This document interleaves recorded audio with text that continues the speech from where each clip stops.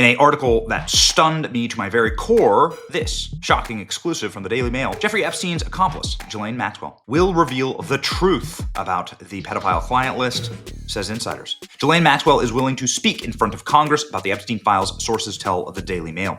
Maxwell, 63, is the only person behind bars, serving 20 years on child sex trafficking charges, despite the fact that Jeffrey Epstein allegedly controlled the web of underage girls. Ghislaine Maxwell is a proxy for Jeffrey Epstein. She's serving time for his crimes.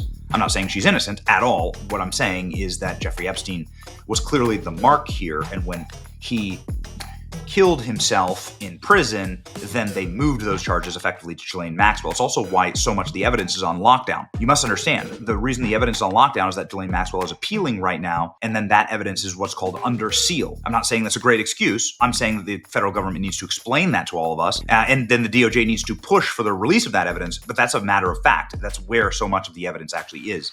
It's under seal in the Southern District of New York, under the control of the Justice Department, litigation pending. Now a source says, despite the rumors Ghislaine has never offered any kind of plea deal, she would be more than happy to sit in front of Congress and tell her story. No one from the government has ever asked her to share what she knows. She remains the only person who was jailed in connection to Epstein that would welcome the chance for America to tell the truth. Obviously, she has a very sketchy background as well. Her father was a spy and was Mossad and was connected to British intelligence and a ton of other intelligence agencies. Ghislaine Maxwell sort of is the key holder and the last piece of physical evidence. You saw that they obviously had Virginia Roberts killed. That's what I believe. She was a piece of living evidence, to all of these crimes. Ghislaine Maxwell trafficked her to Prince Andrew. So why wouldn't Ghislaine Maxwell, why wouldn't you call her in to testify?